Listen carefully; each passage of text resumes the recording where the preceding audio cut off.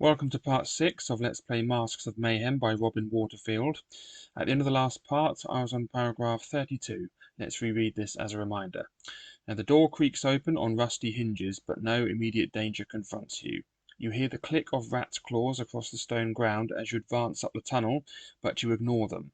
There is only one way for you now, forward, and everything else is a distraction. However, the tunnel forks like a serpent's tongue. Will you go left, turn to 19, or right, turn to 224? We're going to go right, so let's go to 224. Here we are. Now the torches on the walls are spaced further apart and then cease altogether as you walk on down the tunnel. You go back and get a torch to light your way, but a strong and unnatural wind blows it out straight away and then dies down. Will you continue down this branch, turn to 49, or return and take the other branch, turn to 19? We're going to continue down this branch and turn to 49.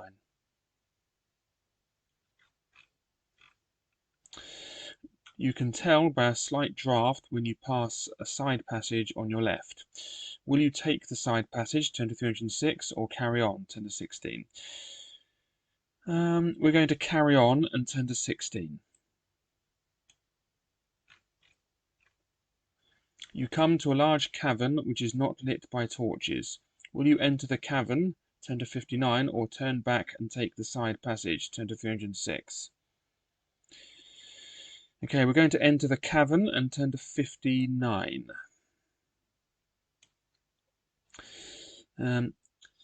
11 vast shapes loom out of the darkness. One of them lights a torch, and then you can see that the 11 golems are surrounding you. There is no time to get anything from your pack. If you can call on Galrin, you will know where to turn. Otherwise, your body is mangled and your adventure is over. Okay, so can we call on Galrin? Okay, Galrin can be summoned in my direst need, turn to 100. Okay, so I can call on Galrin. So let's turn to 100, so my body is not mangled. The spectral army appears, and you stand back to let them do their work. It does not take long. Galrin salutes you, and then he and his followers vanish forever. You are free to continue, and it soon turns out that the Golem's cavern was the antechamber to Morgana's throne room. You enter a vast cavern. Morgana herself is seated on a black throne in the center. She shrieks at you. So you think you have destroyed my pets, do you? You fool. I can always make more. You leap towards her throne to stop her foul mouth forever. Turn to 295. Okay. Oh, there she is. Put a bit of makeup on, and then she's not too bad, apart from the extremely muscular leg there. Anyway, now you confront Morgana herself. She is so confident of victory that she allows herself to gloat over you. By all the dark forces, she cries, this is perfect.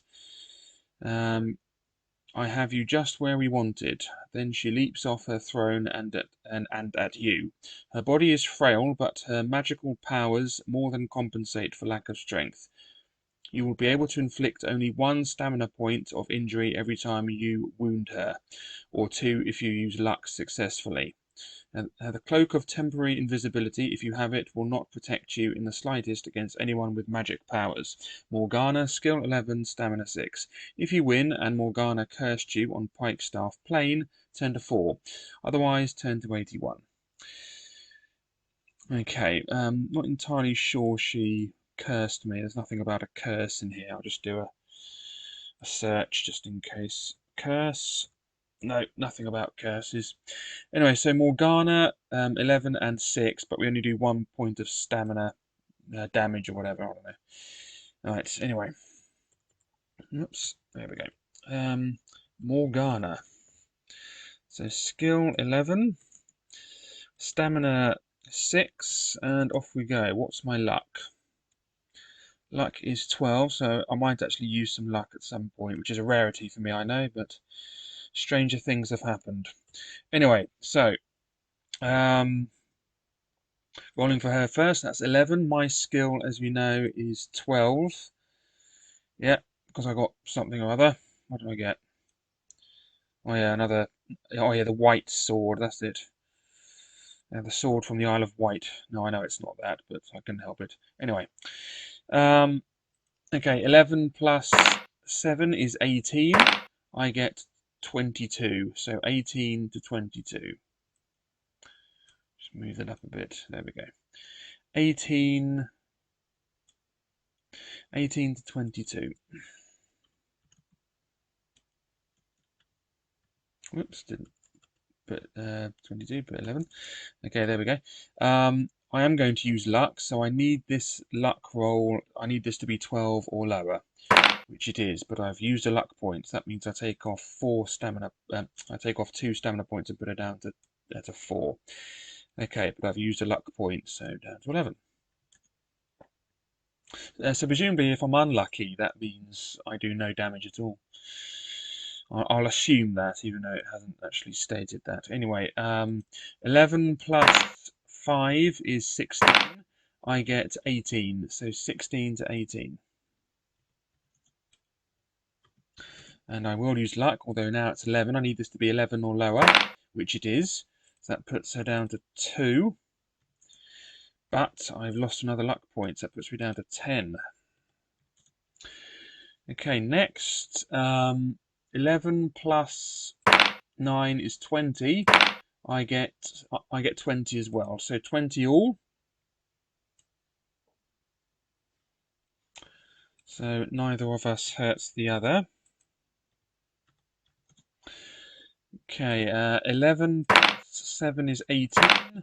I get 24. So 17 to 24.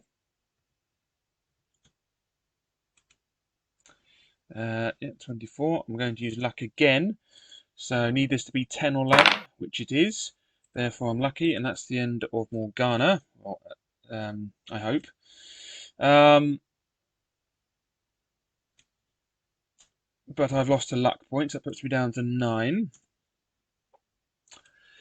Anyway, that's the end of Morgana at this point. So she did not curse me, therefore I'm turning to 81.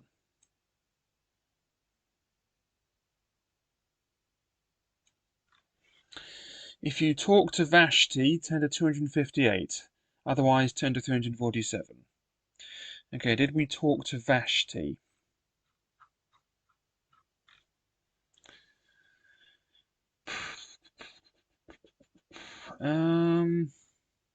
Unknown.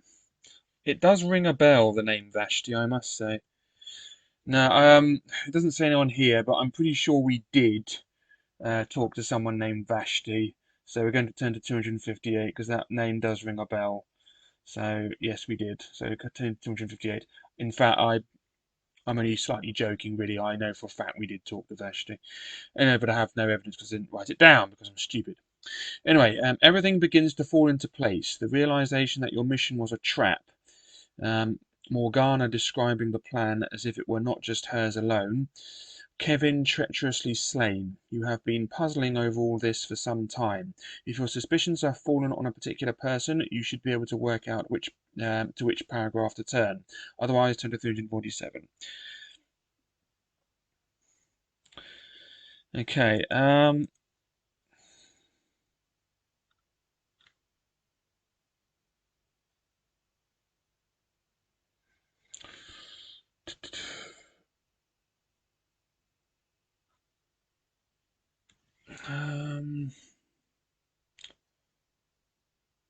Tying.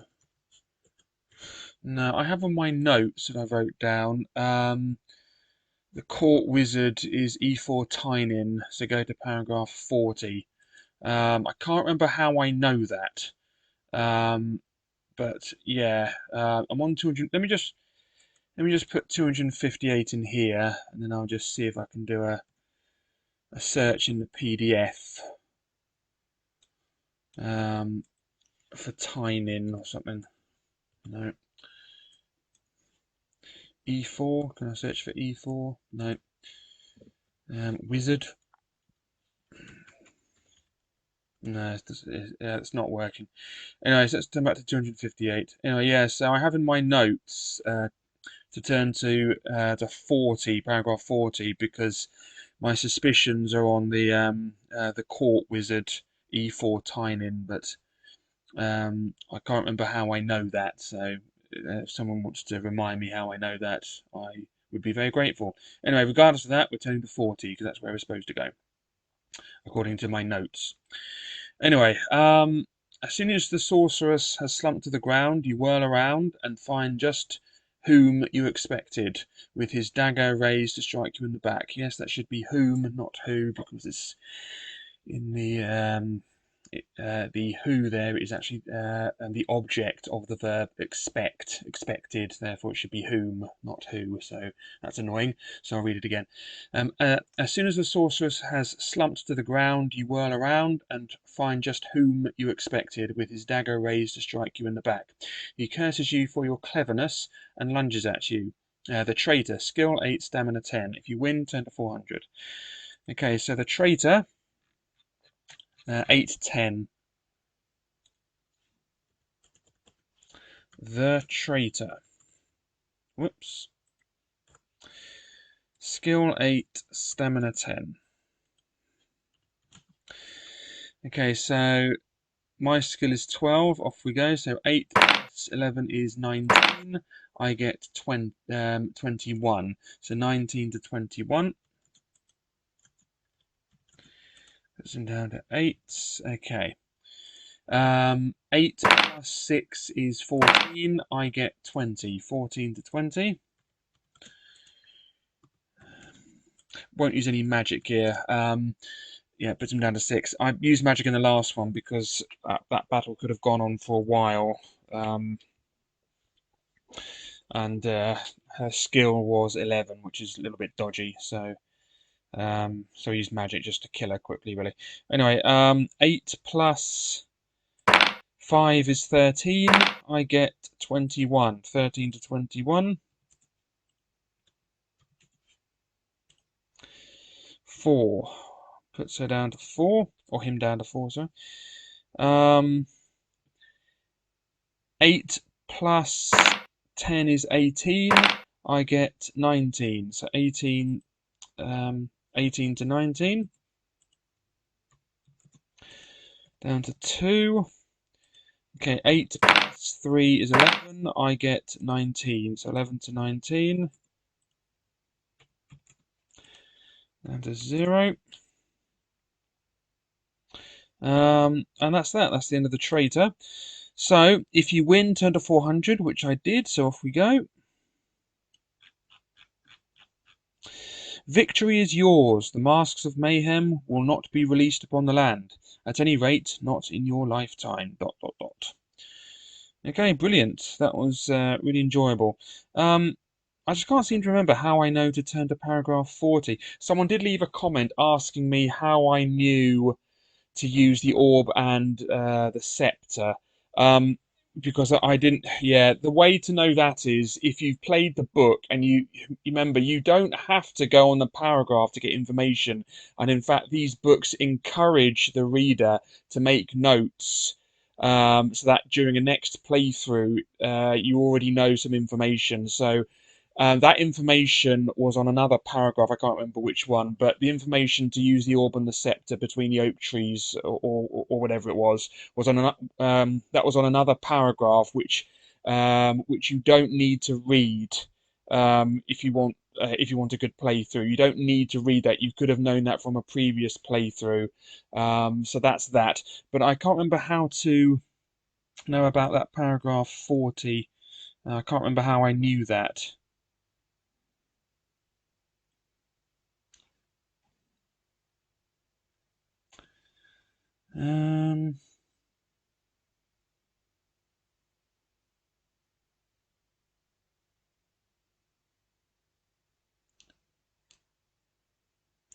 Now here's E4 Tynan.